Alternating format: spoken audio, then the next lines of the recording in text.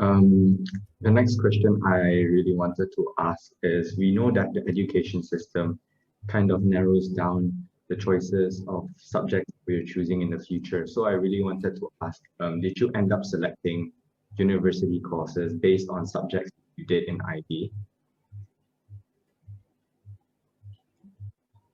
Personally think this would probably differ according to which university you ended up in. But for me personally, I ended up doing things that I never thought I would ever do here in university. So currently I'm taking like an anthropology of China course, which is an anthropology course, which I've never, I didn't do before in the IB. I mean, of course, there's some courses you'll take that are definitely a little bit familiar. For example, for me, I took intermediate microeconomics for some reason. So I think like they're just very interesting. There's a very interesting mix for sure. It does influence kind of like, yeah, I want to learn a little bit more about this from my experiences in the IB, and therefore I'll like take this course. But there's also a lot of experimentation, I think, that comes with being in a liberal arts and sciences college. So for me personally, I do think that I have ended up taking some courses that I would never have in a million years thought I would have taken back when I was making my university decisions. So I think that it really does depend on where you end up. And I think that in university, like Ying-Xuan mentioned, there are lots of choices. And with that, I think comes a lot of like, sometimes you make very questionable choices and sometimes your choices are just, they will lead you to something new and interesting. So I think it really does depend.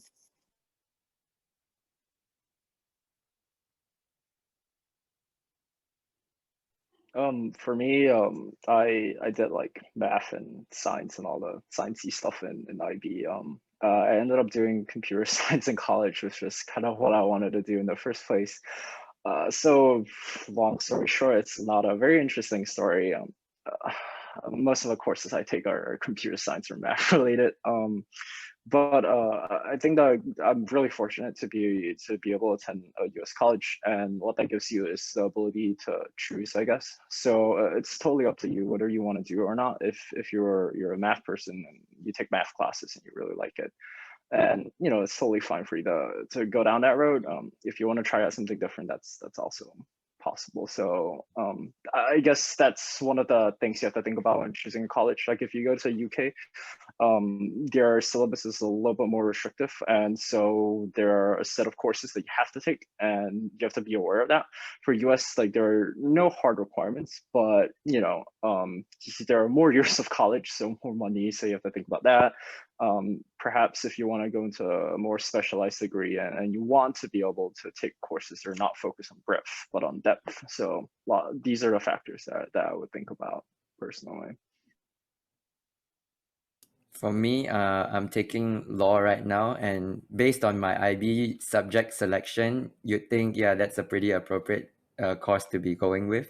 But actually, Mr. Hollis will know, my parents chose the course for me. So I won't say I hate, I won't say I don't like the course. It's just that I will say it wasn't my choice.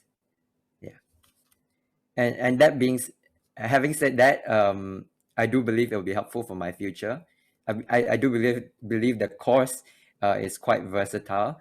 As for whether I selected a university based on the subjects I did in IB, well, the course was selected based on the subjects I did in IB, and of course based on the course you pick the university then which offers the best available course for that particular subject, which is law. And then so for me in Malaysia, there are not many options for law. I think there are only about 4 or 5 universities that offer it, so it wasn't a very difficult choice. Yeah.